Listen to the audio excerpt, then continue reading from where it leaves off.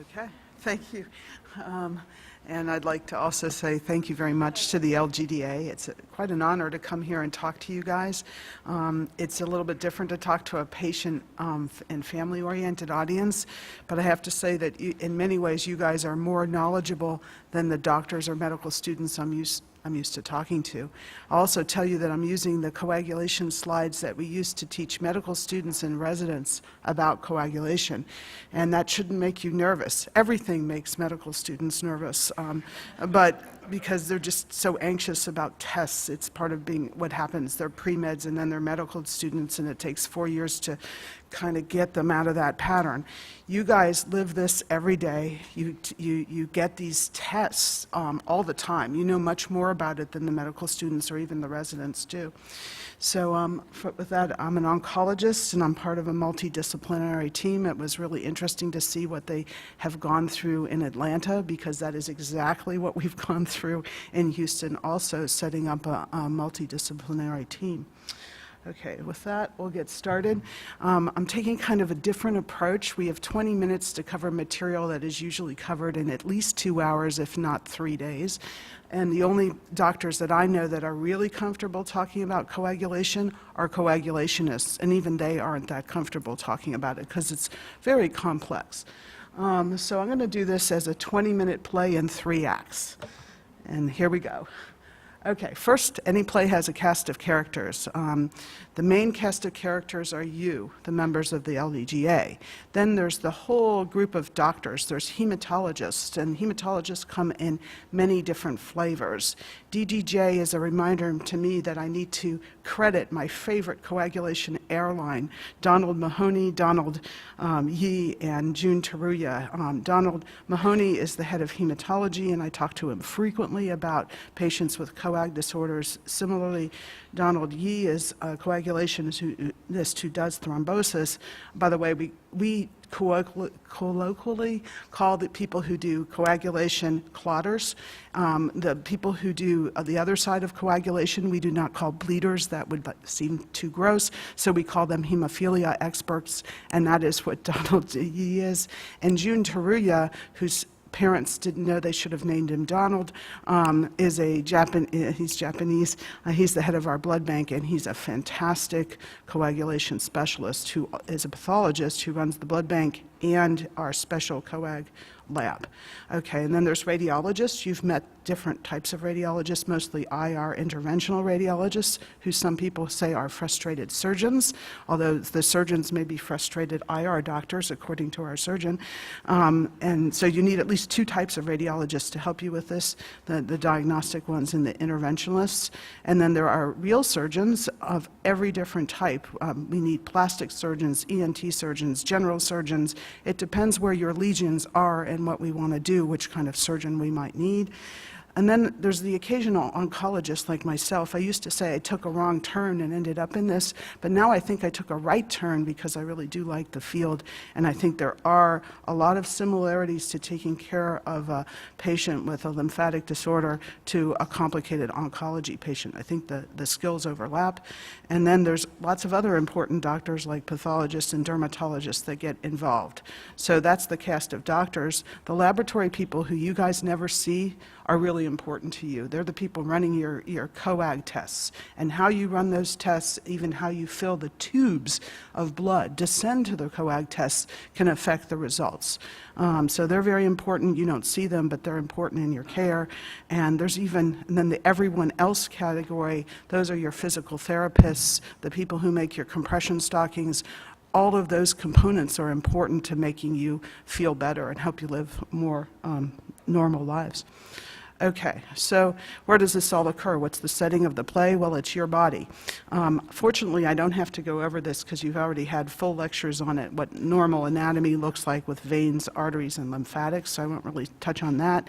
Then there's the anatomy of the LGDA type disorders where the lymphatics get really big and you have cysts full of chylous fluid, things like that. That's also been reviewed, so I'm just briefly touching on that. So act one of our 20-minute play. The first act is forming the clot, okay? And once you start forming clots, you might form too many clots, and then the clots might start to move. That's called venous thromboembolism, and it's very dangerous. So the first part of forming a clot is called primary hemostasis, and that's mostly related to platelets and a little bit related to your blood vessels. And there's secondary coagulation, and that's where the coagulation cascades that give everybody fits because they're complicated. By the way, there's no test at the end of this for you guys. You don't have to memorize the coag factors and stuff. You do need to keep in mind that hematologists cannot count. That is why nothing goes in a numerical order, okay? We don't know how to count. And when there's too much clotting, that's when you get into trouble with thrombosis and venous thromboembolism. So let's keep going. Okay, this is the simplest coagulation slide you're going to see. Actually, there are some simpler ones, but it shows the two sides actually the three sides. First, you have a vessel injury. I'm talking about normal hematostasis. And the first thing your blood vessel does, it says, oh gosh, I've been cut, and it tries to contract down. There's muscle that surrounds your vessels, and it'll try to make the vessels smaller so you bleed less. Then the blood, which has platelets in it, rushes into the hole. And platelets are basically set up to grab onto things. So the first part is called platelet adhesion. They stick to the collagen and the tissue stuff that's been exposed once your vessel has been cut. So that's called adhesion. Something called VWF is von Willebrand's factor. If you're missing von Willebrand's factor or it's not working, you have von Willebrand's disease. That's not your problem, but it does lead to bleeding, and there's like 40 different types of von Willebrand's disease. So first your platelets grab onto your tissues, and then they start releasing all sorts of very potent coagulation factors. That's called platelet aggregation. They release all this stuff, and they grab onto each other harder. After they do that, though, while they're doing that, they're releasing all sorts of things that are triggering secondary hematopoiesis, or hematostasis, which is on the other side of the slide. There is an important thing called tissue factor, and it just activates all the clotting cascade. Don't worry about these numbers. You know, you can see they're all out of order. There's 7A, there's 10A, there's 9A. These are activated factors. There's levels and levels of complexity not on this slide. There are enzymes and proteins that activate these factors. There's inhibitors of these activators. There's activators in the inhibitors. It makes people crazy. But you don't really need to, thank God you don't have to think about clotting. You would never clot if you had to think about it. So all this stuff gets started automatically when your vessels get ruptured for one reason or another. And then it all pours down to thrombin, which grabs onto a protein called fibrinogen, splits it so that it can be fibrin. Fibrin is the real tissue of your clot that weaves together your platelets, and then all of it gets cross-linked. We won't go into that. But as this is happening, as you are activating all your clotting mechanisms, you start to activate the mechanisms in your body to dissolve the clot, because the clot is only supposed to be there for a short period of time. If the clot gets too big or if it stays too long, it will cause trouble. So that's the sort of general overview. By now, the medical students are seizing. So if that wasn't enough, you get into pictures like this. I want you to ignore all the arrows and stuff, just know they're there. And basically, there's an initiation phase, your vessel injury or something that caused you to bleed, and you start to form a clot. Then you need to maintain the clot for whatever amount of time it's going to take you to heal the problem. And then you need to break down the clot. That's sort of the 3-act version of clotting and dissolving a clot. So let's talk about platelets just for a minute. You guys make normal platelets. Platelets are not your problem, but you need platelets to keep from bleeding, and the platelets are a large part of your clot. So you make platelets in your bone marrow. They come from cells called megakaryocytes. When you make them, they last 7 to 10 days. When I give them to you, if I have to give them to you, they don't last nearly as long because they've been collected, they've passed through plastic, they've hung on an IV, but they run into your system when we need them to stop bleeding, and they do work. Normal platelet counts are pretty high. You have 150,000 to 450,000 per cubic millimeter, which is a very small unit, but that's the normal count. Okay, platelet function, we've already talked about most of this. They arrest the bleeding at least at the beginning, and they help maintain vascular integrity. You need platelets, you're using them right now as you're sitting in the chair. If your platelet count dropped to 1,000 or to 0, and you moved your arm or you put it down, you would start getting little red marks called petechiae, because capillaries, little blood vessels in your skin, are breaking all the time, and it's your platelets that are protecting you from that. Thank God we don't have to think about it, because we wouldn't be able to do it. And then, okay, I think I've told you everything else here except for one thing, and that is when of the many substances that platelets release, they also release things that help the tissue heal and to grow back. PDGF is one of those things. Okay, so that's the platelet, but what about the blood vessel? Blood vessels get into the act in a whole bunch of different ways, but endothelial cells are the cells that line the inner part of your blood vessels, and they make important, potent things like prothrombotic things like von Willebrand's factor that help you clot, tissue factor that really helps you clot, gets that cascade going, but they also make antithrombotic things that help break down the clots like plasminogen and plasmin and other things. By the way, there's also heparin. Heparin or heparinoids are a natural part of your physiology. We use them as drugs, but they're already in your body as a natural phenomenon. Okay, so now let's get into some practical stuff. This is a tube that all of you have seen many, many times. I don't know why it's such a light blue. Usually in our hospital, they're sort of a dark blue tube. This is a blue top tube. This is what most coag tests are run on, and it's important how much blood you put into it. The reason is that when you draw the patient and you put the blood in the tube, it needs to be anticoagulated till it gets to the lab where they're going to activate it. So the way they keep it from clotting in the tube is they chelate, they hold on to all the calcium. Calcium is super important for clotting, and calcium is pretty important for your bones too. So calcium is an important player that doesn't get talked about or thought about enough.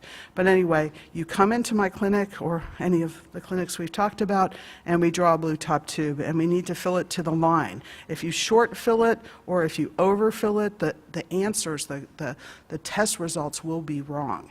And so people get pretty skilled at actually interpreting whether somebody didn't draw the tube right. But down in the lab, they reject tubes. They're supposed to look at them and make sure they have exactly the right amount of blood in it. So the problem with all of that is, of course, it means we need to stick the patient again. So hopefully that doesn't happen too often. All right, here are the basic coag tests. I'm rushing through this, but there's a lot to say. These are tests you all have had many, many times. The PT and PTT, probably the most common, and we're usually measuring your fibrinogen, because if you don't have any fibrinogen, you don't have anything to make a clot with. Okay, this is the simplest way of showing something called the extrinsic pathway. Trust me, there's more complex ways to show it, but this is what a PT measures. And you don't have to memorize the factors, but when you're testing a PT, it's those factors that you're primarily testing. The blood goes to the lab technologist takes a little bit of stuff out of there and throws in the stuff on the bottom, thromboplastin, phospholipids, and calcium, to get rid of that citrate and get everything to go. And then they wait to see how long it takes for the blood in the tube to clot. Okay, they have different ways of looking at the tube to see if the clot's formed. And they time that. So a prothrombin time, the usual standard, same at TCH as everywhere else, is about 12.5 to 15 seconds. That's pretty much everything that the slide says. I'll keep going. Okay, now sometimes we'll tell you your PT, like just tell you the number, but a lot of times both we are telling you and we're looking at something called an INR. INR stands for the International Normalization Ratio. It's a way of comparing PTs that you've had before, PTs that other people have. In the old days, some of the reagents for getting things to clot in the tubes were really variable, so it could be difficult to know whether someone was getting better or worse based on their PT. The INR lets you basically normalize all of that, and the WHO, World Health Organization, standard for an INR is 1. So if you have a PT of 1.4, that means that your your blood in the PT tube is taking about 40% too long to clot. So that's called a long PT. That means you're at more risk to bleed, but on the other hand, if I'm trying to anticoagulate you, I want a longer INR. When people take Coumadin, we'll get into that in a second, you're shooting for an INR of 2 to 3 usually, and occasionally even higher, to get someone anticoagulated. When you have an INR that's longer, you need to be careful. Like if I send you to a surgeon, they are not going to be happy to operate at an INR of 2.5 or 3. They, in fact, should refuse to operate on you with an INR that long. On the other hand, if your INR is 1.4 and all your IR doctor needs to do is put a very thin 22 gauge needle into you, then they can do that, or I can do a spinal tap if you need it with an INR of 1.4. Higher than that, I probably would want to get it down. Okay, so the other test that you're used to getting is a PTT, which tests a slightly different part of the coag cascade. And is done in a similar fashion. Your anticoagulated blood is put into a tube with kaolin, which is basically an inactive surface on which to clot, and a lot of phospholipids and calcium. In terms of your own disorders, the lymphatic disorders you have, the chylous fluid that's in, your abdomen or chest or wherever it's located, that stuff is very procoagulant because it's full of lipids, it's full of tissue factor, it's full of and calcium. It is stuff that makes blood clot. So if we're in situations where your lymphatic fluid is perhaps being channeled into your venous system, let's say we put a Denver shunt or something, skipping way ahead, we can cause clotting with your fluid. So we need to be watching your clotting as we're doing things to you to try to help you. I hope I haven't skipped too far ahead. So that's the PTT. The reference range is pretty big, 26 to 34 seconds is normal, and that's the main thing. Okay, then that's the basic level of coag tests. That gets a little more complicated. There's something called a DIC panel. DIC stands for disseminated, which means spread widely, intravascular in your vessels, coagulation. You are not supposed to be coagulating actively in your arteries or your veins. Your blood is supposed to be liquid, flowing through all those places, not trying to become bits of solid stuff in your vessels. So a DIC panel, I'm going to show you that mostly in a second. There are other very complicated coag tests that occasionally get ordered that I'm not going to talk about. You can do factor assays, all those little numbers and their A's, et cetera. We can order tests that measure their levels. The interpretation gets pretty difficult though. And then there's inhibitor assays. Are you making the things that should inhibit those things? We can order those levels too when we need to. Okay. So let's talk about DIC because that I think is the biggest coagulation risk that you guys face on a regular basis. In DIC, coagulation's been triggered usually abnormally, although other things besides having a lymphatic disorder can cause DIC. The most common cause of DIC is infection. If you have a bad infection, the products of having an abscess, the bugs, the pus, all that stuff, that can cause DIC.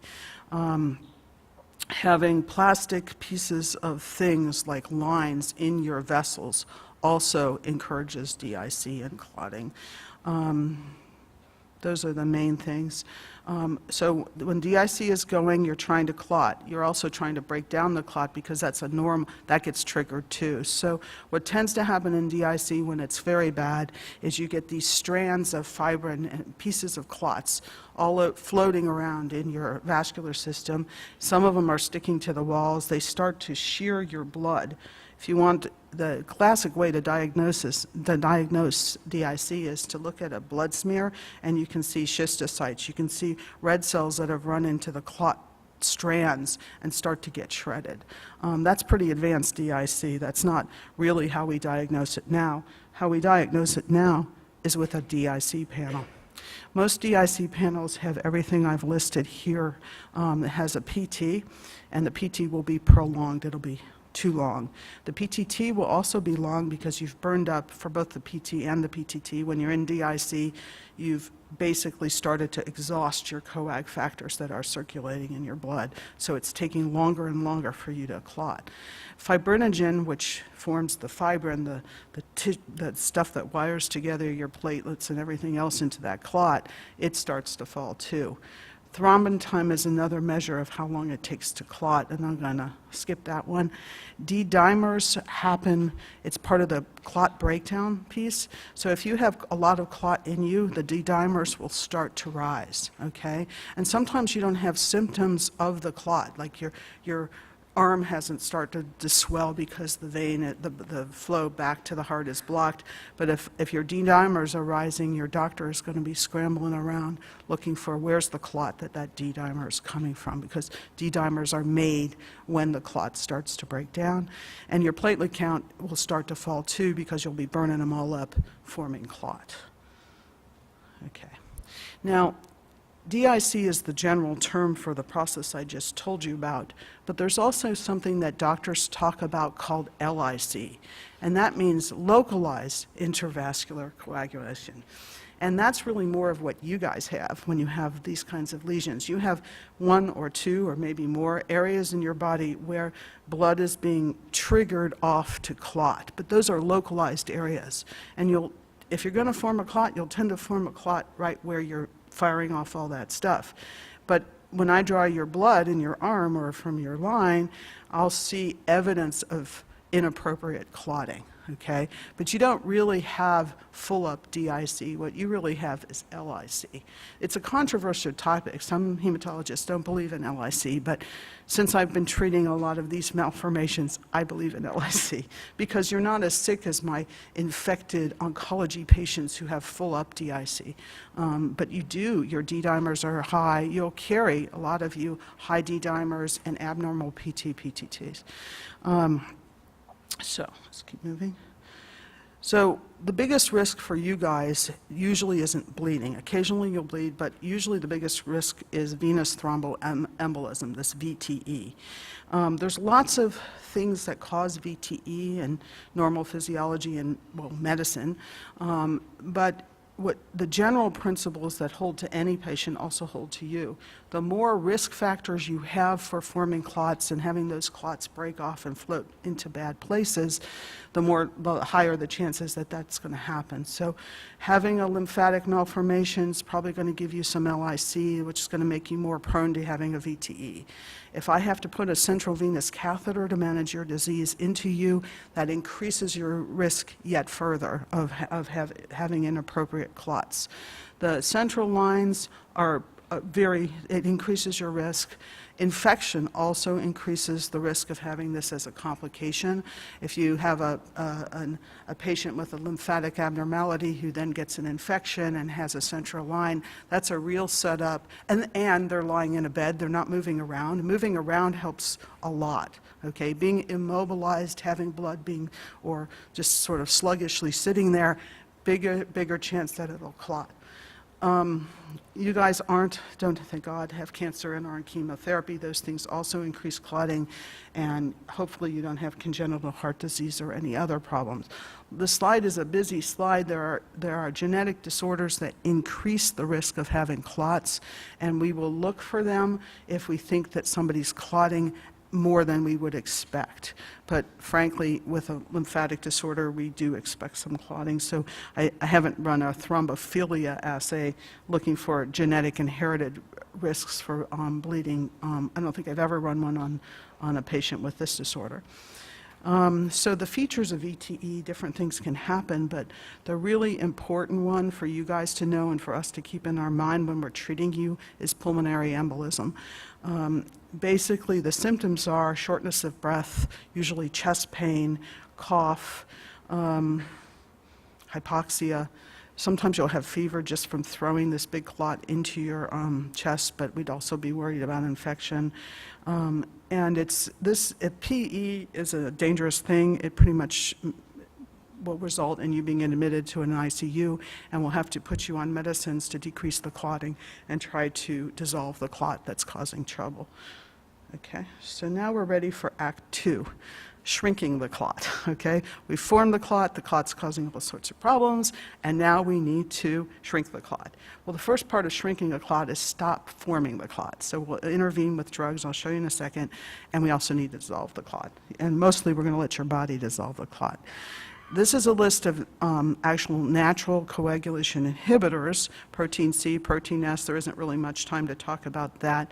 Antithrombin is something you make, used to be called antithrombin 3, and it is how heparin works. Normal, natural heparins and heparins we give you that binds AT3, and AT3 inactivates important parts of the cascade, the 10A and something called thrombin. We'll skip through that. Heparin, I think many of you have been on it. Traditional unfractionated heparin is a sort of gamish of molecules ranging from 5,000 to 3,000 in weight, and it runs by an infusion. Traditional heparin has to be given IV as a drip, a continuous infusion, and it's monitored by PTT. In our hospital with children, we only do heparin infusions in the ICU, and very rarely break that rule. To get out of the ICU, you have to come off of drip heparin and be transitioned to some other anticoagulant if you need one. Okay.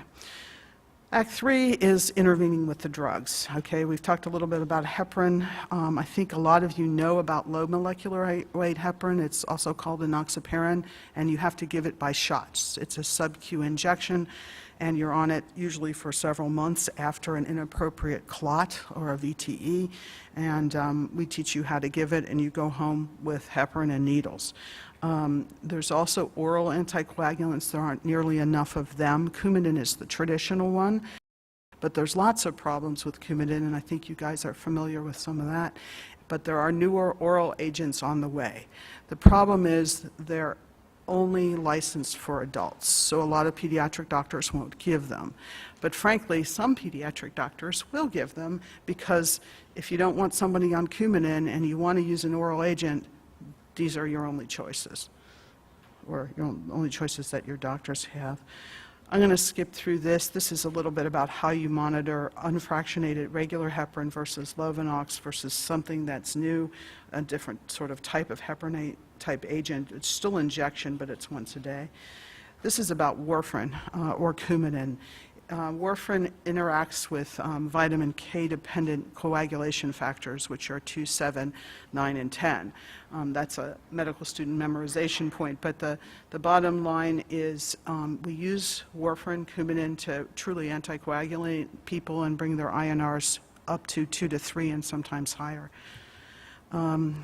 It's mostly used in adults, usually with cardiac issues, but it's also used in children.